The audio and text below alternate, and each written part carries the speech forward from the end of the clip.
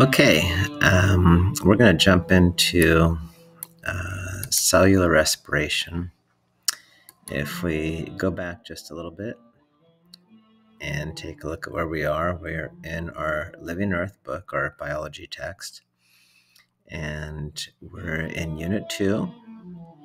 We've already talked about the energy for life. We're kind of gave an overview of energy, calories, photosynthesis, and we just finished doing a detail on photosynthesis. So now we're actually going to talk about cellular respiration. And this is going to be 2.3. So if you click on that, you'll notice that there are 2 explore pages. So you'll want to make sure that you're on top of all your work here, because this will go pretty quickly. So go ahead and write this down. Discovery Education, Living Earth 2.3.1. Okay, we're in Explore 1. And go ahead and write down this green question, this essential question. What are the steps involved in cellular respiration? And take a moment, write down what you know or what you think.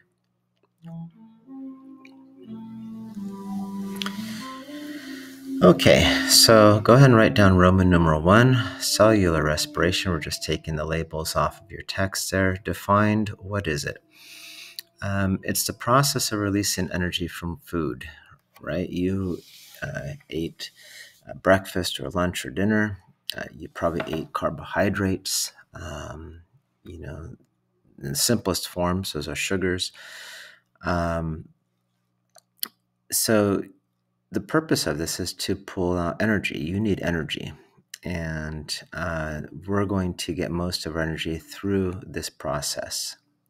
Where does it happen? It occurs in every one of your cells. Okay.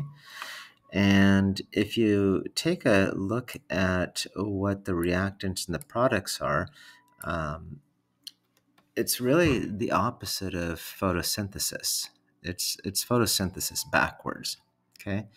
If you take a look at number 1 here, we metabolize organic matter in the presence of oxygen. You breathe in air so that you can get oxygen, and that oxygen is going to be used for the aerobic cellular respiration. Cellular respiration is actually divided into several stages. The first stage we're going to get to in a little bit is the anaerobic stage, but there is also the aerobic stage towards the end. Okay. So letter A here, it relies on carbon-rich sources. We talked about that, right? Carbohydrates. You eat a salad, you eat some bread. These are carbohydrate-rich. They come from plants. You also indirectly get carbohydrate energy by eating animals that have eaten those plants. So when we talk about a carbohydrate, we're talking about a simple sugar. The sugar is a 6-carbon sugar. We break it down. Remember, the energy is inside those chemical bonds, so we want to try to release that energy to make something called adenosine triphosphate, ATP. So the chemical reaction is like this. Remember I said that it was photosynthesis backwards? Well, that's kind of what it is. Let's see if we can get more of this just in view here. Okay, that might work right there. So you have consumed a molecule of sugar, which has got 6 carbons. You always put the subscript behind the element there. C6, H12, there's 12 hydrogens, and O6, there's 6 oxygens. And that together is one molecule. There's no number in front of this. So that means that there's just one, okay? One molecule of sugar. Plus the oxygen that you breathe in, right? There's 6 molecules of oxygen. We say diatomic oxygen because oxygen gas is O2. So di meaning two atoms, diatomic oxygen. So there's 6 molecules of that.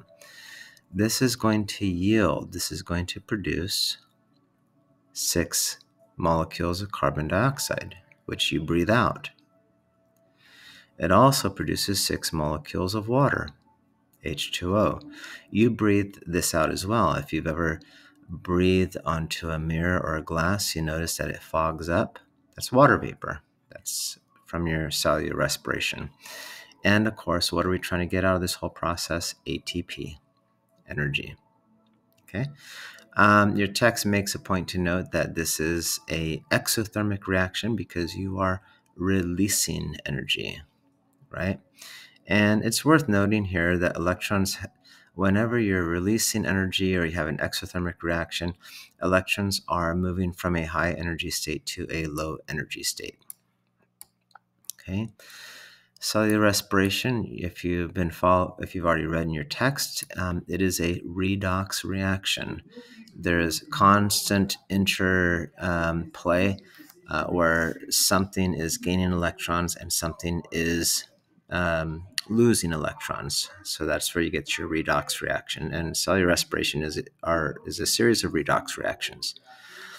Remember these 2 points here. Substances that donate electrons are called reducing agents. Substances that are receiving electrons are referred to as oxidizing agents. Okay. It's worth trying to keep that straight in your mind, okay? So what are the stages of cellular respiration? There's 3 stages. The first stage is what we call glycolysis. Lysis meaning to break, glyco meaning sugar, so you're breaking the sugar apart. And this occurs inside the cytoplasm of the cell. Okay? The second stage is referred to as your Krebs cycle, also known as, and I didn't write this down here, this is also known as your citric acid cycle. Okay, citric acid cycle. This occurs in the matrix of the mitochondria. Mitochondria is one of the organelles inside your cytoplasm. So the Krebs cycle is occurring inside the matrix. Okay. And if we were just to really quickly scroll down here, we would see a picture of the mitochondria.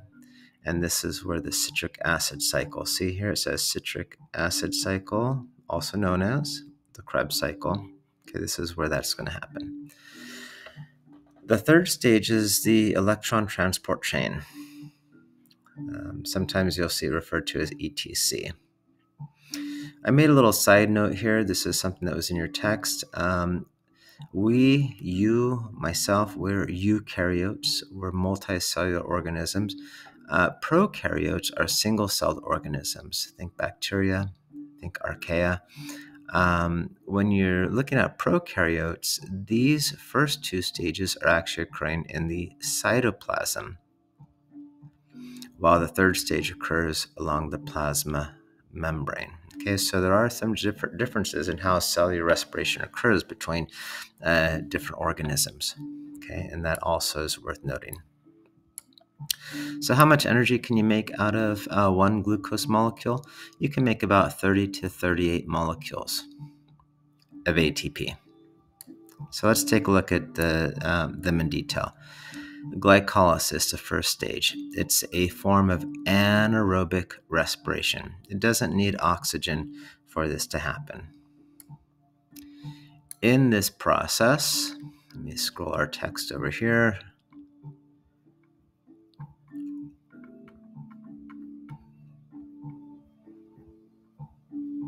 Here we go. In this particular stage, you take 1 glucose molecule, that's this right here. Remember, there's 6 carbons. Let's count them out. 1, 2, right? These little corners. 1, 2, 3, 4. They're not labeled. 5, 6. That's your 6th carbon there. Okay. So you take 1 molecule glucose, and this does require some energy to break this apart. So there's an input of 2 ATP. And this is where they refer to this as the energy investment portion. They say that later on you're going to recuperate, you're going to get some of that energy back, but you have to invest it to begin with. This is going to break it into a fructose molecule. Fructose is another type of sugar. Let's count out the carbons on this. 1, 2, 3, 4, 5, 6. Okay. Slightly different structure looking. This being a hexose, meaning 1, 2, 3, 4, 5, 6 sides.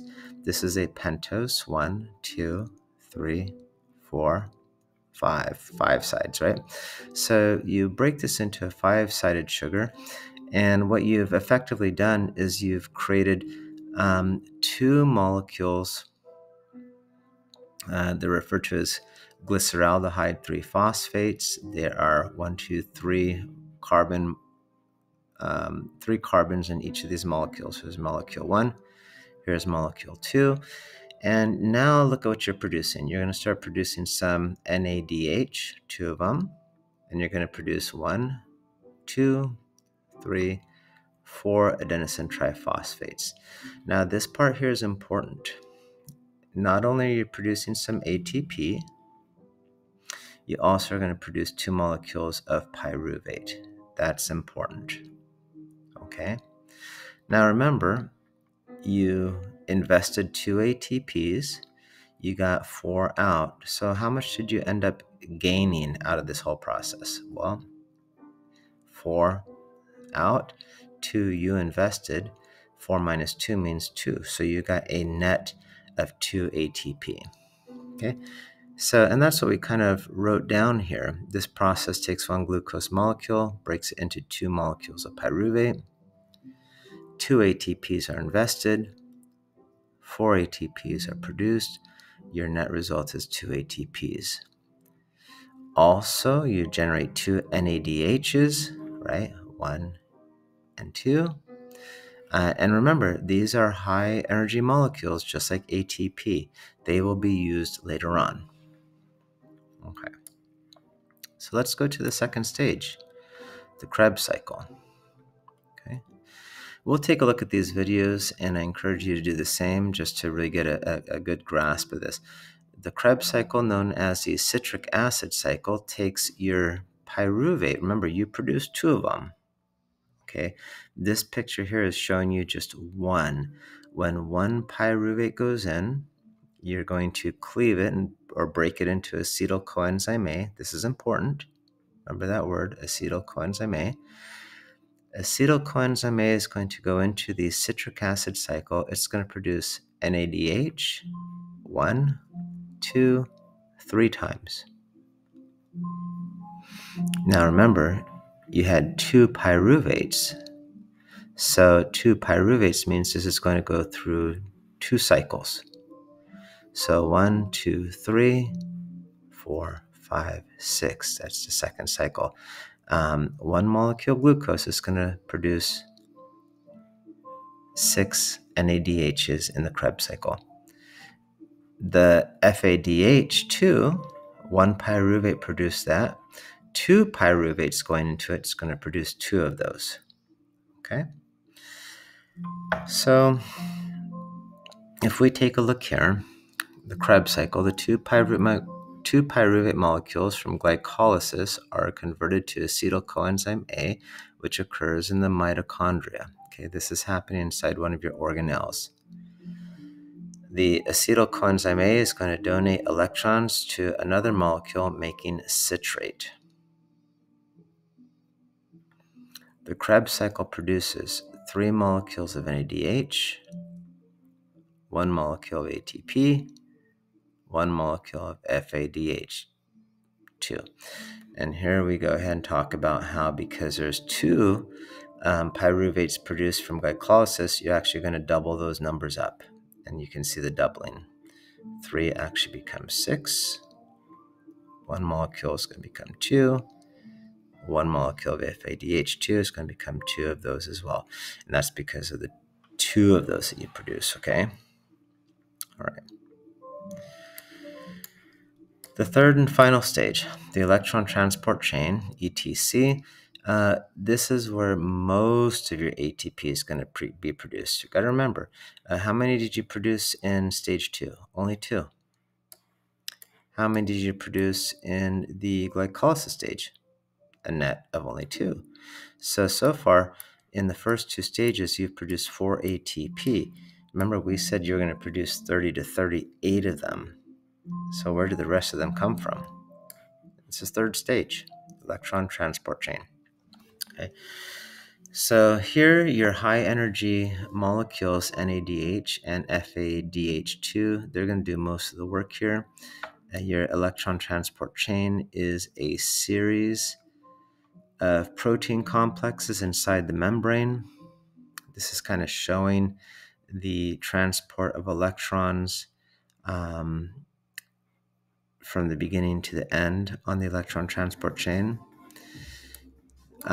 It is important to note that the electron transport chain is a series of proteins, protein complexes, and they function as electron carriers. As the NADHC over here, it is going to turn into NAD plus because it lost an electron, so now it has one more proton than electron, so it has a positive charge, and the H has been broken off and it too has lost an electron. That's why the H is positive.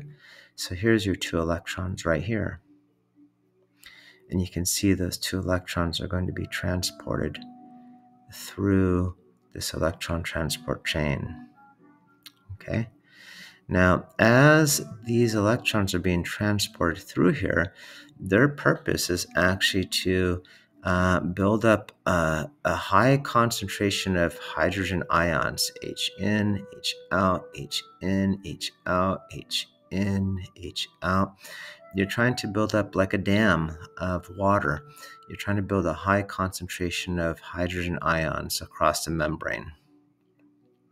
So that's kind of what we're talking about here in this red section here. NADH plus FADH2, they donate their electrons to the first complex. Right here is your first complex.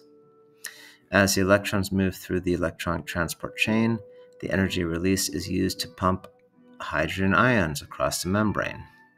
Right? Hydrogen ions across the membrane. They are going to accumulate into the mitochondrial matrix to eventually be pumped into the intramembranous space. A lot of detail here, and you're going to really have to watch these videos to really get a conceptual idea on this, okay? Ultimately, at the end, if you take a look at the very end here, the oxygen that you've been breathing in is going to serve to accept those 2 electrons. Those electrons have not been destroyed, they just have been moved through this electron transport chain. Eventually they have to go somewhere. They're going to go to the oxygen that you breathe and to some of the hydrogens. Remember, the hydrogens have a positive charge. They have one more proton than electrons, so they are very happy to gain an electron. And so you gain 2 electrons on 2 hydrogens, combine that with an oxygen, and you produce a hydrogen molecule, which you breathe out as water vapor. So let's take a look here in our blue section. Ultimately, oxygen will serve as the final electron acceptor. Right there, oxygen. At the end of this whole electron transport chain, oxygen will accept the last of the electrons. You need to know that. Oxygen becomes negatively charged and picks up the free-floating hydrogen ions to form 2 molecules of water, which we breathe out. And look at that, we're almost done. ATP is eventually produced when the accumulated H ions in the intramembranous space form a concentration gradient, causing them to flow through a channel. That channel is a protein, ATP synthase. Why do these ATPs flow? Because they flow from high concentration to low concentrations. That's what they mean by a concentration gradient. Things always want to equalize. They want to become equal on both sides. As it turns to ATP synthase, it's going to generate large amounts of ATP from adenosine diphosphate. Okay, and in the end, you're going to get somewhere between 32 and 34 additional molecules of ATP just from the electron transport chain. That's a lot. And you're really going to have to watch these videos to try to understand this process. And we'll watch some videos in class as well, just to kind of help you understand it. But that was it. That was a heavy lift. So what I want you to do is write down a summary paragraph now in your own words. And you may actually have to watch these videos as well, just to try to create a good summary paragraph. But go ahead and write in your own words what you just learned, okay? And we'll talk to you soon.